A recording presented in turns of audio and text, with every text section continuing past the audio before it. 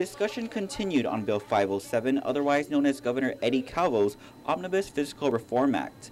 And while the bill proposed spending cuts up to $70 million, sections were deleted Wednesday, notably provisions related to the Government of Guam Retirement Fund, with projected savings up to $40 to $60 million.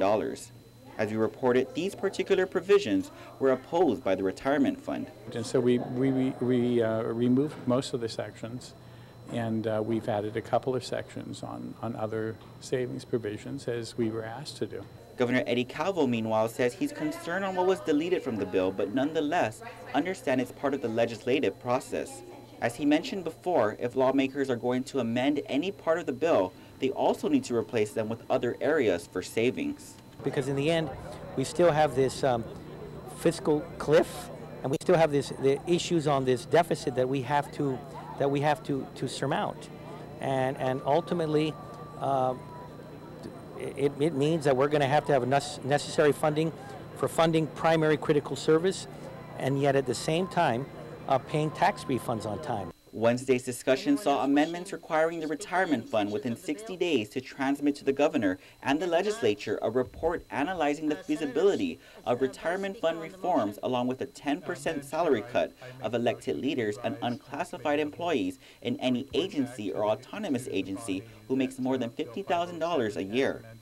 More changes were made today, such as deleting a provision that would discontinue the practice of leave sharing for military members who are deployed and instead limit the leave sharing for medical purposes only. It was in September when the governor's special assistant on military affairs, Mark Calvo, testified in support of this provision. He told lawmakers that in most cases, when a service member is deployed, they see an increase in pay and receive several entitlements to ensure their families are taken care of on the home front. Despite his testimony, lawmakers scrapped the provision. I mean, we've given them the ability to move to the front of the line. We give them free license plates.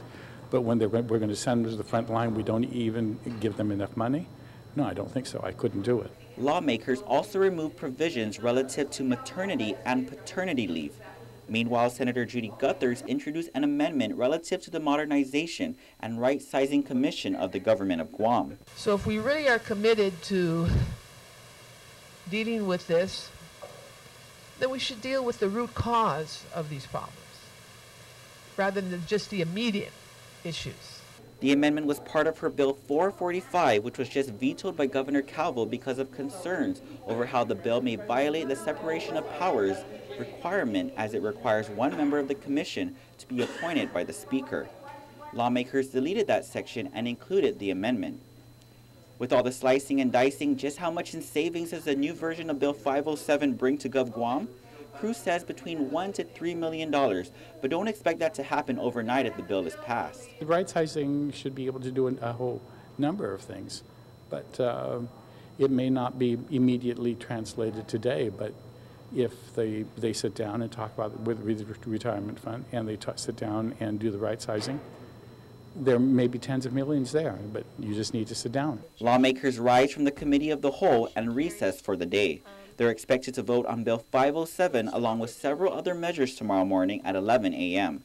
Reporting for Guam's News Network, I'm Ken Quintanilla.